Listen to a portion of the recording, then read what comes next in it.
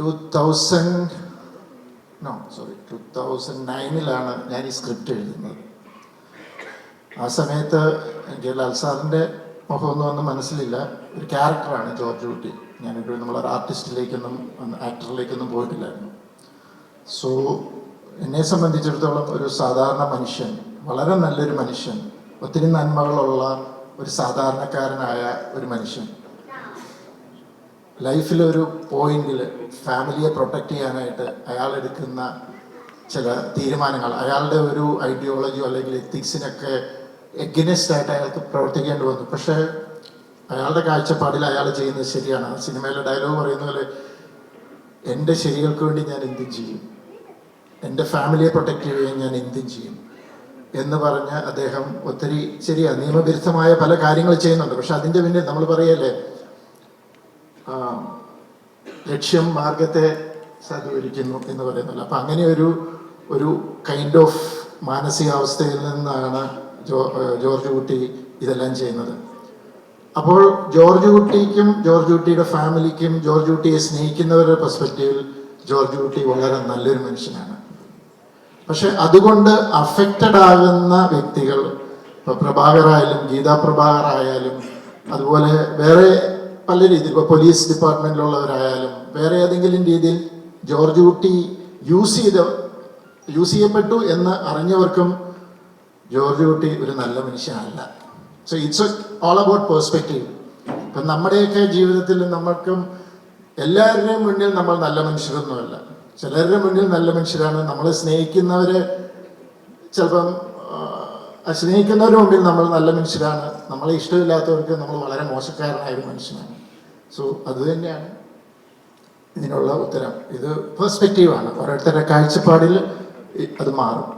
പക്ഷേ as A creator ഞാൻ George കുട്ടി ഒരു നല്ല മനുഷ്യനായിട്ട് തന്നെയാണ്. കാരണം അതൊരു സർവൈവൽ അല്ലെങ്കിൽ ഒരു എക്സിസ്റ്റൻസിന് വേണ്ടിയിട്ടുള്ള ഒരു ഫൈറ്റാണ് actually. So for me George Kutty is a very noble, George Kutty is a very good man. Sir, Drishyam 3 May 21 തിയേറ്ററുകളിലേക്ക് എത്തുകയാണ്. അതിനെക്കുറിച്ച് എന്താണ് സാറിൻ്റെ ഈ സമയത്തുള്ള സാറിൻ്റെ തോട്ട്സ് എന്തൊക്കെയാണ്?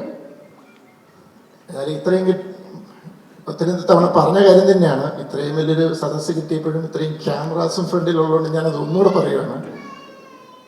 ഞാൻ പറയുന്നത് ആരും അംഗീകരിക്കാറില്ല, പക്ഷെ എന്നാലും ഞാൻ പറയും, Drishyam is a family drama. അതൊരു സസ്പെൻസ് ട്വിസ്റ്റ് എൻ്റർടൈൻ അല്ലെങ്കിൽ ത്രില്ലർ സിനിമയല്ല. For me it's a emotional family drama.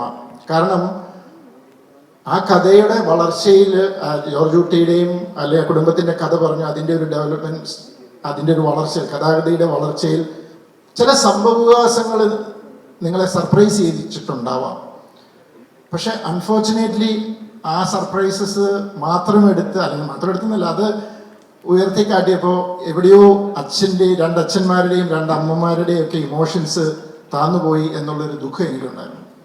ഞാൻ പലതവണ പറയാൻ ശ്രമിക്കുമ്പോഴും ആൾക്കാരും അക്സെപ്റ്റ് ചെയ്യുന്നില്ല. കാരണം they are thrilled with that twist and turns what ever it is. So for me first എന്ന് പറയുന്നത് അദ്ദേഹത്തിൻ്റെ ജോർജ് കുട്ടിയുടെ ഒരു റിഫ്ലെക്സ് ആക്ഷനാണ്. ആക്ച്വലി ജോർജ് കുട്ടി ഭയങ്കര ഒരു ബ്രില്യൻ്റ് ആയിട്ടുള്ള ഒരാളൊന്നുമല്ല, ഒരു നോർമൽ മനുഷ്യനാണ്. ഒരു കോമൺ സെൻസ് ഉണ്ട്. ആൻഡ് അയാളുടെ നോളജ് എന്ന് പറഞ്ഞാൽ it's all acquired from films. അപ്പോൾ അതിൽ നിന്ന് പുള്ളി ഒരു പർട്ടിക്കുലർ സിറ്റുവേഷനിൽ എന്താ പറയുക, അദ്ദേഹത്തിൻ്റെ ഭാര്യ തുടങ്ങി വെച്ച ഒരു കാര്യം, മകളൊരു അബദ്ധം കാണിച്ചു, അപ്പോൾ തന്നെ ഭാര്യ അതെടുത്ത് ഹൈഡ് ചെയ്തു. പിന്നെ അതിൻ്റെ ഒരു കണ്ടിന്യൂഷനാണ്. And he's trying to protect. അപ്പോൾ അവിടെ കുറച്ച് എന്താ പറയുക ഇൻ്റലിജൻ്റ് ആയിട്ടുള്ള മൂവ്സ് നടത്തി. അതായിരുന്നു ഫസ്റ്റ്. സെക്കൻഡ് എന്ന് പറയുന്നത് അതിലും ജോർജ് കുട്ടി ഭയങ്കര അലേർട്ടാണ്. മേ ബി ഇത്രയും സേഫാക്കി വെച്ചെങ്കിലും പോലീസ് എന്ന് വേണമെങ്കിലും തന്നിലേക്ക് എത്താമെന്നുള്ള പ്രതീക്ഷയുള്ള ഒരു ഡിഫൻസ് സിസ്റ്റം സെറ്റ് ചെയ്ത് വെച്ചു, വന്നാൽ ഇൻ കേസ്. അതായിരുന്നു സെക്കൻഡ്. തേർഡില് പ്രശ്നം എന്താണെന്ന് വെച്ച് കഴിഞ്ഞാൽ ഇറ്റ്സ് ഓൾമോസ്റ്റ് സേഫാണ്. അഫക്റ്റഡ് ആയിട്ടുള്ള ആൾക്കാരെ സാറ്റിസ്ഫൈഡ് ആയി, അവർക്ക് വേണ്ടത് തിരിച്ചു കിട്ടി, അവർ പോയി. എങ്കിലും ജോർജ് കുട്ടിയെ സംബന്ധിച്ചിടത്തോളം ഭയമാണ്, ആരാണ് ഇനി തൻ്റെ പിന്നാലെ ഉള്ളതെന്ന്.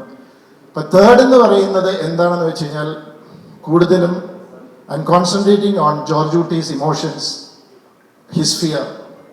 അയാളുടെ പേടിയും അയാളുടെ എന്താ പറയുക ഇമോഷൻസിലുമാണ് കോൺസെൻട്രേറ്റ് ചെയ്തിരിക്കുന്നത്. കാരണം ഇത്തവണ ഫസ്റ്റിലും സെക്കൻഡിൽ നിന്ന് ഒരു വ്യത്യാസമുണ്ട് തേർഡിന്.